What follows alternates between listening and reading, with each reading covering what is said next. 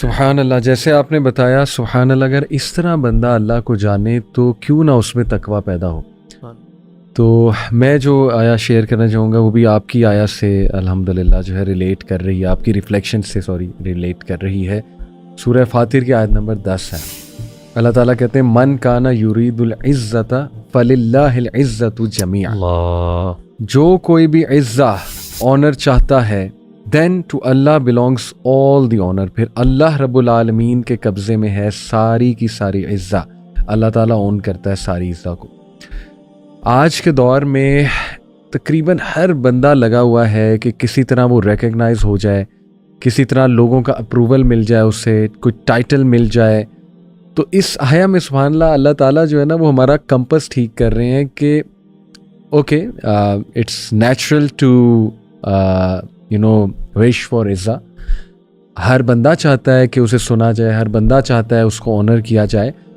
But as if اللہ ہمیں بتا رہے ہیں کہ you are looking in the wrong place. تم لوگ غلط جگہ عزت جو ہے نا وہ ڈھونڈ رہے ہو. ہر چیز کا مالک اللہ ہے. لوگوں کو خوش کرنے میں عزت ڈھونڈتے ہیں, اور لوگوں کے ساتھ اچھا ہونا, گفٹس ایکسچینج کرنا, that is encourageable. But you guys get my point. میں کہنا کیا چاہ رہا ہوں, جیسے اللہ معاف کرے, آج ہم دیکھ رہے ہیں مغیرہ بھائی کہ and I wish good for them. میں انہیں کوئی ڈی گریڈ کرنے کے لیے نہیں کہہ رہا, آئی پرے فار دیم. بٹ آج ہم دیکھ رہے ہیں یہ بڑے بڑے ولاگرز, بڑے بڑے جو ہمارے یہ انفلوئنسرز ہیں, ان کو لوگ کتنے لائکس دیتے ہیں, کتنا فالو کرتے ہیں, لیکن یہی لوگ پھر ان کو ذلیل کرتے ہیں. یہی لوگ پھر ان کو آسمان سے اٹھا کے زمین پہ پٹکتے ہیں.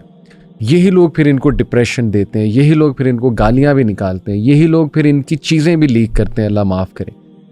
تو دکھ ہوتا ہے مجھے یہ چیزیں دیکھ کے کہ ہم نے اللہ کی نافرمانی میں عزت ڈھونڈنا شروع کیا. سبحان اللہ, لٹرلی.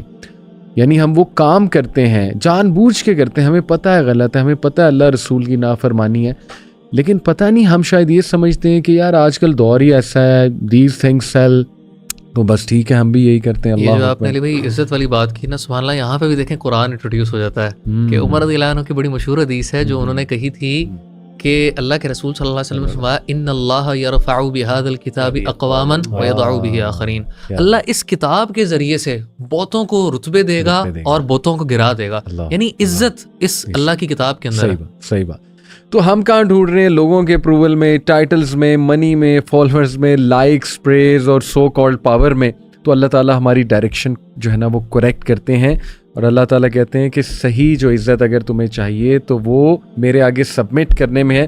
اور دیکھیں سائیکولوجیکلی اسپیکنگ مغیرہ بھائی, دا پیپل پلیزنگ ایٹیٹیوڈ کہ لوگوں کے لیے میں کروں, اس کا سائیکولوجیکلی اسپیکنگ کیا ایفیکٹس ہیں. اس سے انگزائٹی ہوتی ہے, اوور تھنکنگ ہوتی ہے, ریسنٹمنٹ بلڈ ہوتی ہے, حسد بلڈ ہوتا ہے, آئیڈینٹی کنفیوژن ہوتی ہے, ایموشنل ٹوائل اور برن آؤٹ ہوتا ہے.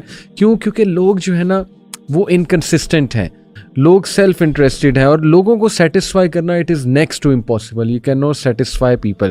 تو اللہ تعالیٰ جو ہے وہ بتاتے ہیں کہ عزت اللہ کی طرف سے. اور میں کچھ حدیث بھی سامنے رکھوں گا, ترمذی کی حدیث ہے, حسن درجہ ہے اس کا. نبی صلی اللہ علیہ وسلم نے فرمایا جو کوئی بھی اللہ تعالیٰ کا پلیجر تلاش کرتا ہے یا اللہ تعالیٰ کے پلیجر کا متلاشی ہوتا ہے, اللہ کو پلیز کرتا ہے, ایون اف اٹ ڈسپلیزز پیپل, چاہے اس پلیجر کے حصول میں وہ لوگوں کو کچھ ڈسپلیز کر دے, Allah will be please with him and will make the people will please with him as well. اللہ بھی پلیز ہو جائے گا, لوگوں کو بھی اس سے پلیز کرے. اور whoever seeks the pleasure of people while displeasing اللہ, جو کوئی لوگوں کو پلیز کرتا ہے اللہ کو ڈسپلیز کر گیا, اللہ تعالیٰ اس سے ڈسپلیز ہوگا اور اللہ لوگوں کو بھی اس سے ڈسپلیز کر دے گا. یعنی both loss, اور this is really a big loss. اس کے بعد ایک اور حدیث ہے صحیح مسلم کی, no one humbles himself for the sake of Allah except that Allah raises him. کوئی بھی نہیں ہے جو اللہ کی خاطر اپنے آپ کو جھکا دے, لیکن یہ ہے کہ اللہ تعالیٰ اس کا درجہ بلند کرے. اسی طرح ابن حبان میں یہ حدیث ہے, اوتھینٹک ہے, whoever makes Allah angry by pleasing people, Allah will abandon him to the people. اللہ تعالیٰ اس کو لوگوں کے رحم و کرم پہ چھوڑ دے گا, اور پھر لوگ اس کا کیا کیا کریں گے وہ آپ کے سامنے ہے. تو Ramzan is a great month to reflect upon our actions کہ یار ہماری کمپس ہی ٹھیک نہیں ہے, ہماری ڈائریکشن ہی ٹھیک نہیں ہے. ہم کہاں اپنی عزت تلاش کر رہے ہیں, ہم کہاں اپنی ورتھ جو ہے وہ تلاش کر رہے ہیں. تو ہمیں اپنا کمپس ٹھیک کرنا ہے اور ہمیں وہ کام کرنے ہیں جو اللہ تعالیٰ کو پلیز کریں, اور ان کی لسٹ نکالنی ہے وہ کام کیا ہیں جو اللہ کے پلیجر کے کام ہے اور کن چیزوں سے اللہ تعالیٰ محبت کرتا ہے.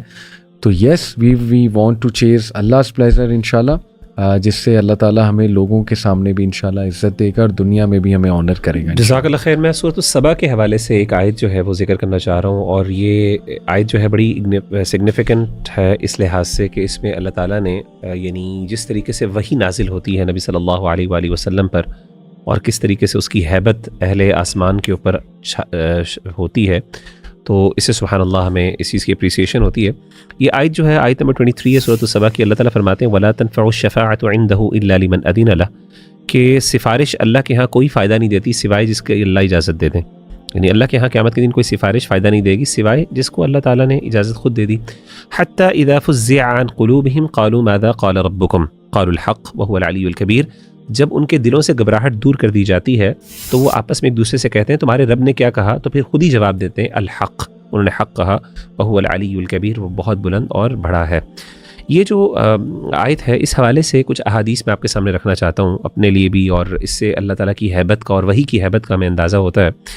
اللہ کے رسول صلی اللہ علیہ وآلہ وسلم سیدنا ابو ہریرہ رضی اللہ تعالیٰ عنہ فرماتے ہیں کہ اللہ کے رسول نے فرمایا ان اللہ اذا قضى امرا فی السماء, جب بھی اللہ تعالیٰ آسمانوں میں کسی چیز کا فیصلہ سناتے ہیں ضربت الملائکۃ باجنحتها جميعا, تمام جو فرشتے ہیں وہ اپنے پروں کو پھڑپھڑاتے ہیں سب کے سب, یعنی ایک دم فرشتے, اور فرشتے اللہ کی بہت بڑی مخلوق ہیں. یعنی اس پہ پورا ایک موضوع ہے کہ فرشتوں کی ہیبت کیا ہے, فرشتے کس طریقے سے ان کی ماہیت کیا ہے.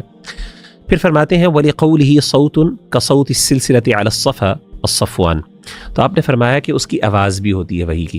وہ کیسی آواز ہوتی ہے؟ اس طرح جیسے کہ ایک زنجیر ہے جس کو گھسیٹا جا رہا ہو ایک ہموار پتھر کے اوپر, ایک پلین جو ہے پتھر یا فرش کے اوپر, اس طرح کی آواز ہوتی ہے. تو یہ آواز ہوتی ہے جب اللہ تعالیٰ وحی فرماتے ہیں, اور فرشتے جو ہے وہ پر پھڑپڑاتے ہیں ہیبت سے, گھبراہٹ آ جاتی ہے ان میں. پھر اللہ فرماتے ہیں پھر اللہ کے رسول فرماتے ہیں حتی اذا فزع عن قلوبہم, جب ان کے دلوں سے اس گھبراہٹ کو دور کر دیا جاتا ہے تو پھر وہ ایک دوسرے سے کہتے ہیں ماذا قال ربکم, تمہارے رب نے کیا کہا, یعنی وہ وحی کیا تھی. قالوا الحق, تو وہ آپس میں ایک دوسرے کو کہتے ہیں کہ وہ حق ہے, وہ اللہ نے جو بھی فرمایا وہ حق فرمایا, وهو العلی الکبیر. اچھا ایک اور روایت ہے جس کو مزید اپریسیشن کے لیے میں آپ کے سامنے ذکر کرتا ہوں, وہ ہے اللہ کے رسول صلی اللہ علیہ وسلم نے فرمایا اذا اراد اللہ ان یوحی بالامر تکلم بالوحی, کہ جب بھی اللہ تعالیٰ کسی چیز کا فیصلہ کرتے ہیں کہ وہ وحی نازل فرمائیں کسی چیز کے بارے میں, تو پھر وحی کے بارے میں کلام کرتے ہیں, وحی کے ساتھ کلام فرماتے ہیں. پھر فرماتے ہیں اخذت السماوات منہ رجفۃ شدیدۃ خوفا من اللہ, آسمان کی تمام کی جو مخلوق ہے, مخلوقات اور انکلوڈنگ آسمان, ان سب کے سب پر سخت لرزہ طاری ہو جاتا ہے اللہ کے خوف سے. یعنی اللہ تعالیٰ جب وحی فرماتے ہیں پورا آسمان اور اس کی مخلوق کانپنا شروع ہو جاتی ہے اللہ کے خوف اور اللہ کی ہیبت اور ڈر سے. فاذا سمع ذلك اہل السماوات, جیسے ہی وہ وحی سنتے ہیں اہل سما یعنی آسمان والے اللہ کی مخلوقات, صعقوا وخروا سجدا, وہ بے ہوش ہو کے گر جاتے ہیں اور کچھ سجدے میں گر پڑتے ہیں. یعنی اتنی ہیبت اور اتنا خوف آتا ہے کہ وہ گرتے ہیں اور یعنی بے ہوش ہو کے اور سجدے میں بھی گر پڑتے ہیں. فیکون اول من یرفع رأسہ جبریل, سب سے پہلے جو اپنا سر اٹھانے والے ہوتے ہیں اس کے بعد وہ سیدنا جبریل علیہ الصلوۃ والسلام ہیں, اور وہ فرماتے ہیں فیکلمہ اللہ بما اراد من وحیہ, تو اللہ تعالیٰ کیا کرتے ہیں پھر جو وحی کا ارادہ کرتے ہیں وہ ان کے ساتھ وحی ان کو ڈیلیور کرتے ہیں. ثم یمر جبریل علی الملائکہ, پھر فرشتے جو ہیں سیدنا جبریل علیہ الصلوۃ والسلام جب ان کے پاس سے گزرتے ہیں تو فرشتے ان سے سوال پوچھتے ہیں ماذا قال ربنا, ہمارے رب نے کیا کہا, یعنی آپ نے جو وحی سنی ہے ہمارے رب نے کیا بھیجی, تو کہتے ہیں وہو الحق, اللہ نے جو فرمایا وہ حق ہے, وہو العلی الکبیر, وہ بہت بلند اور برتر ہے. تو بالکل اسی طریقے سے جو ہے نا پھر سیدنا جبریل علیہ الصلوۃ والسلام نیچے جاتے ہیں اور جا کے اللہ کے رسول صلی اللہ علیہ وسلم تک اس وحی کو پہنچاتے ہیں. تو اس سے پتہ چلتا ہے سبحان اللہ کہ وحی کی ایک آواز بھی ہے اور اللہ تعالیٰ کلام فرماتے ہیں اس کی آواز بھی ہے, فرشتے سنتے ہیں, اور نہ صرف سنتے ہیں بلکہ اس کے بعد پھر ان کے اوپر جو ہیبت اور لرزہ طاری ہوتا ہے سبحان اللہ اس وحی سے.